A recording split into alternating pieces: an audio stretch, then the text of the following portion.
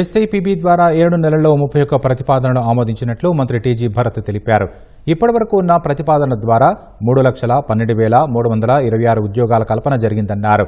నిర్ణీత కాలంలో నిర్మాణం చేయని 200 భూ కేటాయింపులను రద్దు చేసినట్లు మంత్రి భరత్ తెలిపారు. ప్రపోజల్స్ క్లియర్ చేసినాం సార్. దాదాపు 3,10,848 crores జూన్ నుంచి జనవరి 25 లోపల 31 ప్రపోజల్స్ క్లియర్ చేయడం జరిగింది. జాబ్ జనరేషన్ 3,12,326 జాబ్ జనరేషన్ జరిగేదానికి అవకాశం. ఈ పరిశ్రమలు స్థాపించడంలో ఇంతవరకు ఎన్ని పరిశ్రమలు స్టార్ట్ అయినాయి? నిర్దిష్ట కాల పరిమితి ఏదన్నా పెట్టుకున్నారా? వీటిలో కొన్ని ఇంపార్టెంట్ పరిశ్రమలు కూడా దృష్టి తీసుకురావాల్సిందిగా గౌరవ మంత్రి గారిని మీ ద్వారా రిక్వెస్ట్ చేస్తున్నాం. 9 నెలల కాలంలో ఆమోదించినటువంటి పెట్టుబడి ప్రతిపాదనలు మీ ద్వారా మంత్రి గారిని అడుగుతున్నారు. అదేవిధంగా రాష్ట్ర పునర్నిర్మాణం సంబంధించి, వ్యాపార నిర్వహణకు సంబంధించి పాలసీలు, ప్రోత్సాహాలు ఏ రకంగా కల్పించబోతున్నారని మీ ద్వారా నేను 19-24 మధ్య కాలంలో సోలార్ పవర్ పెడతామని చెప్పి అనేక కంపెనీలు భూములు తీసుకోవడం జరిగింది. కనీసం కంపెనీలకు మనం అనుమతులు ఇచ్చేటప్పుడు కానీ, భూ కేటాయింపులు చేసేటప్పుడు కానీ 2 సంవత్సరాలు 3 సంవత్సరాల కాలపరిమితి విధించాల్సిన అవసరం ఉంది అధ్యక్ష. ఎప్పుడైనా పెట్టుకోవచ్చు. 10 సంవత్సరాలు 15 సంవత్సరాలలో పరిశ్రమలు పెట్టుకోవాలనే అవకాశం ఇస్తే ఉండే కొత్తగా పరిశ్రమలు పెట్టుకోవాలనుకునే వాళ్ళకు భూముల లభ్యత కానీ ఉండదు అధ్యక్ష. ఈ విషయంలో ప్రభుత్వం ఒక స్పష్టమైన విధానాన్ని అనుసరించి భూములు కేటాయించేటప్పుడు పెట్టుబడిదారులకు 1 సంవత్సరం 2 సంవత్సరాలు అని చెప్పి నిర్దిష్ట కాలపరిమితి పెట్టాల్సిన అవసరం ఉంది అధ్యక్ష. మీ ద్వారా మంత్రి గారి విజ్ఞప్తి చేసేటే ఏపీఐసిని ప్రక్షాళన చేయండి.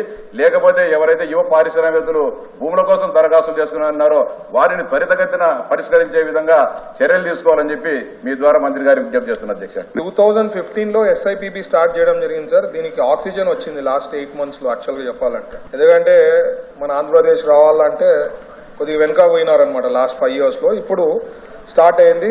That is why you are able to see this result sir.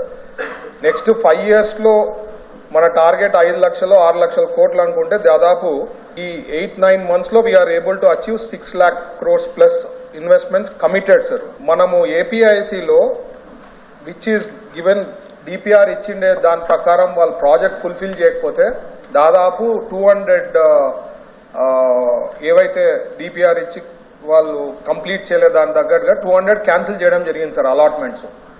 So revive చేస్తున్నాము. ఏపీఐసిలో కూడా ఏవైతే 20 acres పైన ఉండే ల్యాండ్స్ లాస్ట్ వాళ్ళు ఇచ్చిన డిపిఆర్ ప్రకారము వాళ్ళు కంప్లీట్ చేయని ప్రాజెక్ట్స్ ఏమన్నా ఉంటే కూడా అవన్నీ కూడా త్వరలో క్యాన్సిల్ చేయడం జరుగుతుంది. అలాగే ఒక లీగల్ ఎక్స్పర్ట్స్ ని కూడా పెట్టడం జరిగింది. ఎందుకంటే చాలా ఇష్యూస్ లో ఏపీఐసిలో ల్యాండ్స్ తీసుకొని వాళ్ళు కోర్టుకు పోవడము, స్టే తెచ్చుకోవడము కొద్దిగా డిలేస్ అవుతున్నాయని చెప్పి ఎక్స్పర్ట్స్ ని కూడా పెట్టడం జరిగింది. సో ఖచ్చితంగా ఏపీఐసి రివైవల్ బాగా అవుతుంది, ఇంకా బెటర్గా అవుతుంది. సో ప్రాజెక్ట్స్ కూడా పెద్ద ఎత్తున ప్రాజెక్ట్స్ మీకు చెప్పినట్లు ఈ 6 లక్షల కోట్లు అంటే ఇది ఈ ఎస్ఐపిబిలో క్లియర్ అయినవి నేను చెప్పినాను. ఇవి కాక ఆల్రెడీ కొన్ని స్టార్ట్ అయినవి టోటల్ గా 6.5 lakh crores మనకు పెట్టుబడులు లాస్ట్ 8 months లో కన్ఫర్మ్ కావడం జరిగింది సార్.